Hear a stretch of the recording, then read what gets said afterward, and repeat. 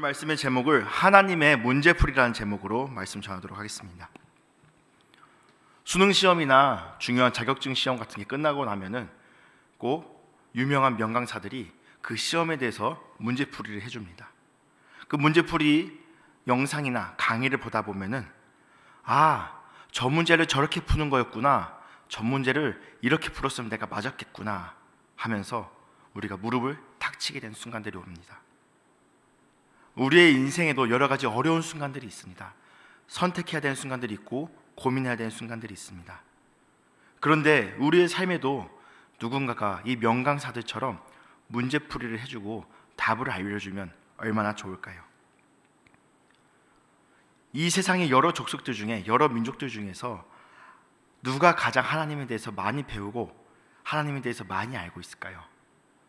아마 이스라엘 족속이 하나님에 대해서 어려서부터 배우고 가장 많이 알고 있지 않을까요? 그런데 오늘 본문 말씀 1절 말씀을 보면은 하나님께서 이 이스라엘 족속에 대해서 다음과 같이 말씀하십니다.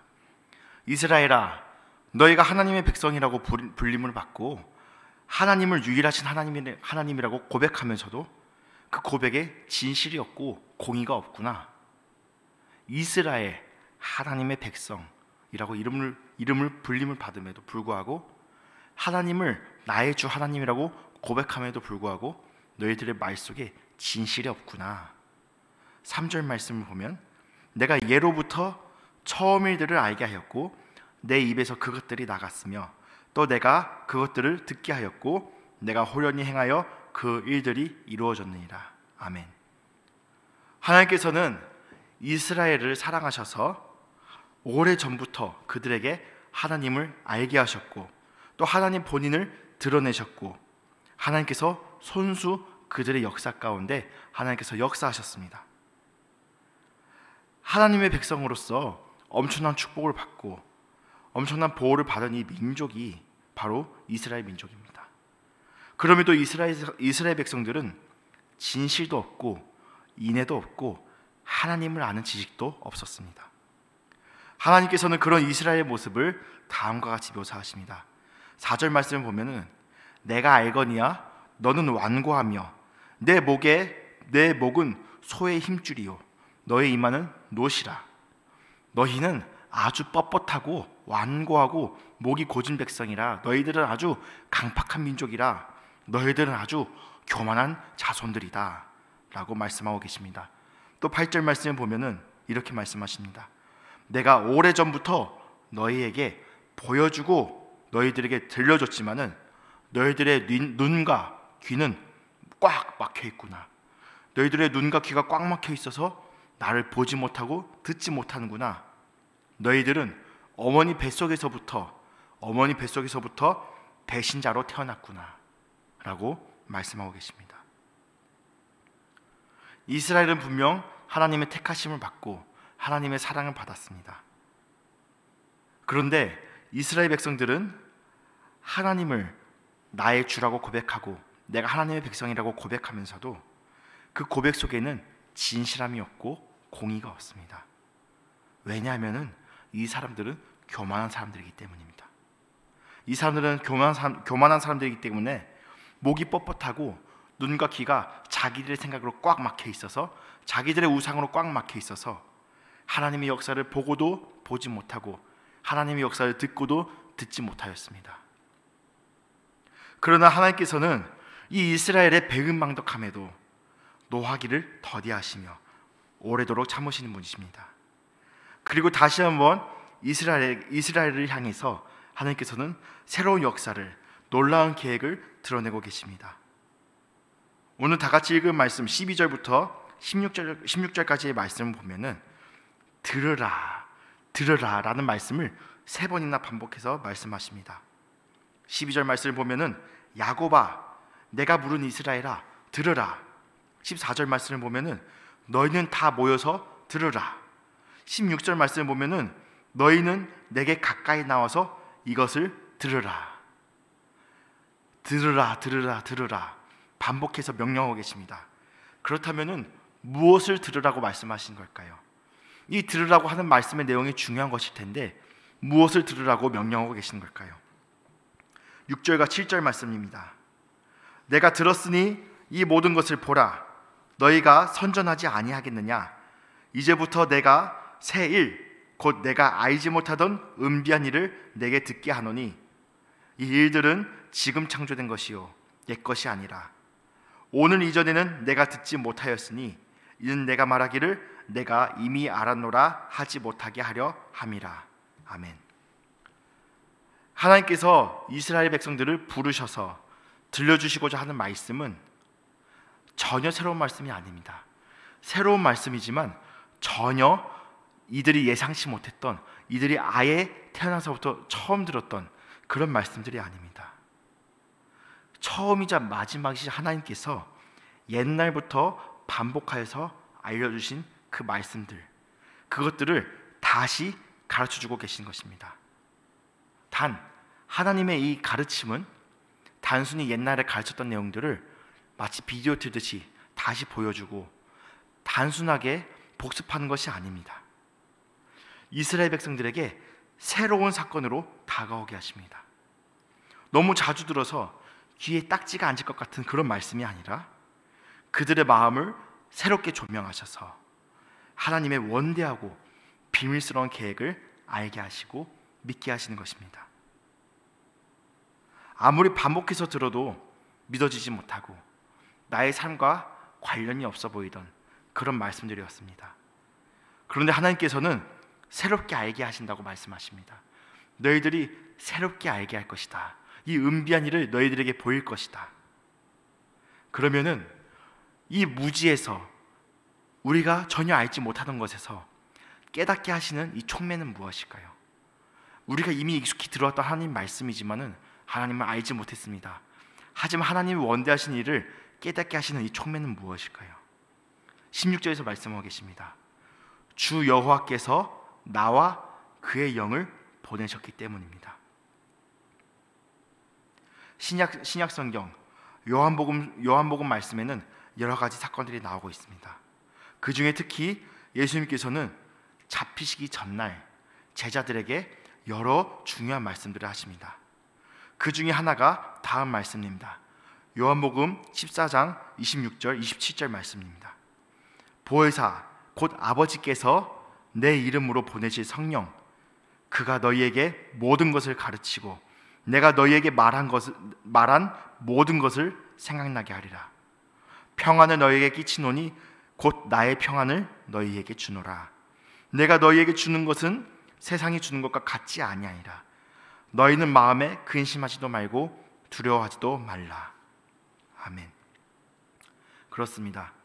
우리가 성령 충만에 대해서 자주 얘기하고 보혜사 성령에 대해서 자주 얘기하고 있습니다. 그런데 이 성령께서는 어떤 역할을 하시는 분일까요? 보혜사 진리의 영 성령께서는 이미 예수님께서 가르치신 모든 것들을 생각나게 하시는 분입니다. 예수님께서 출제하신 시험범위야 다른 것들을 말씀하시는 분이 아니고 이미 예수님께서 말씀하신 것들을 생각나게 하시는 분입니다. 그리고 예수님의 말씀을 새롭게 깨달아 알게 하심으로 인해서 우리에게 평안을 주시는 분이십니다. 예수님께서 이미 이전에 우리에게 들려주셨던 말씀들, 이미 우리에게 가르쳐주셨던 그 말씀들, 우리의 상관은 전혀 관계가 없어 보였던 우리의 삶 가운데, 우리 머릿속 지식 가운데 파편처럼 흩어졌던 그 말씀들을 깨닫게 하시는 분, 그것이 바로 보혜사 진리 영이신 성령께서 하시는 역할이십니다.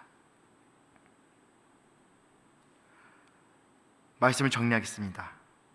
하나님께서는 이스라엘에게 아주 오래전부터 하나님을 드러내시고 알게 하셨습니다.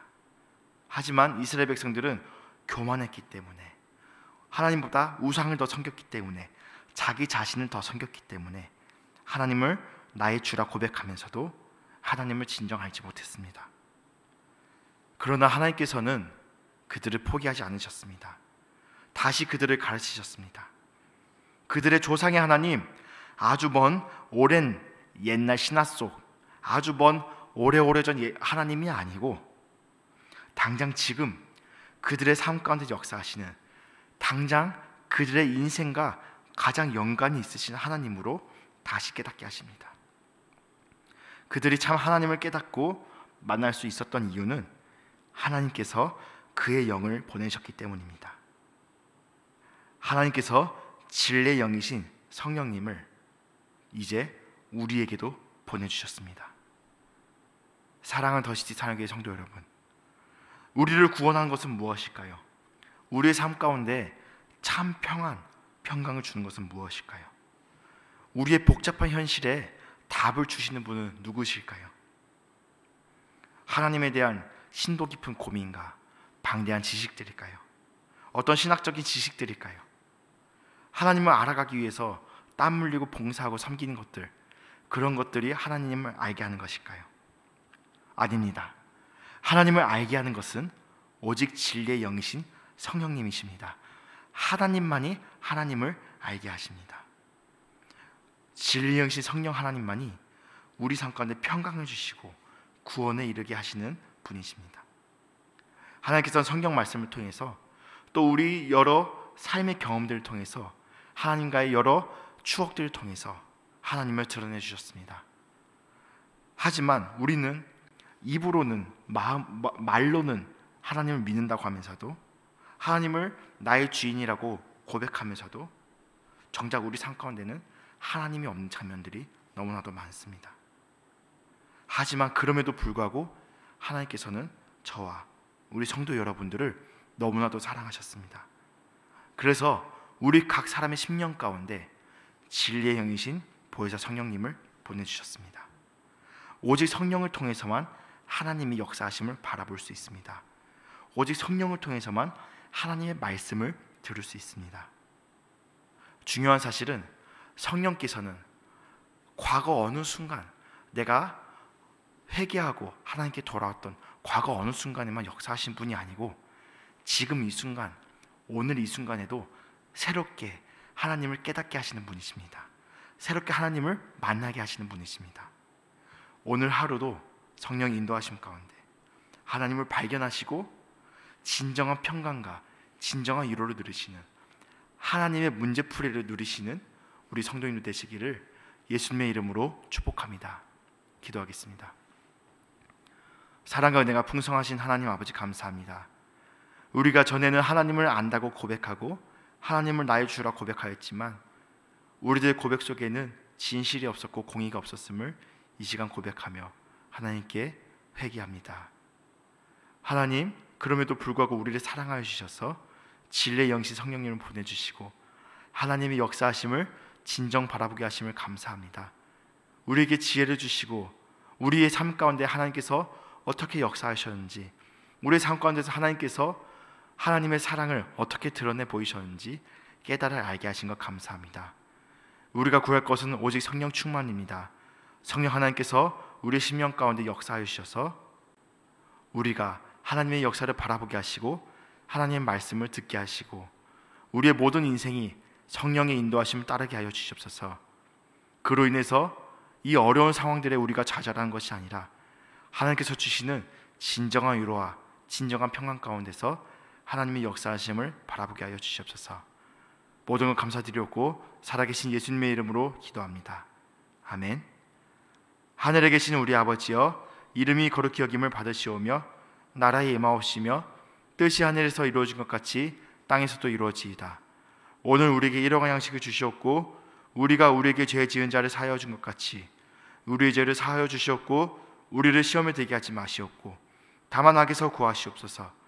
나라와 권세와 영광이 아버지께 영원히 있사옵나이다. 아멘.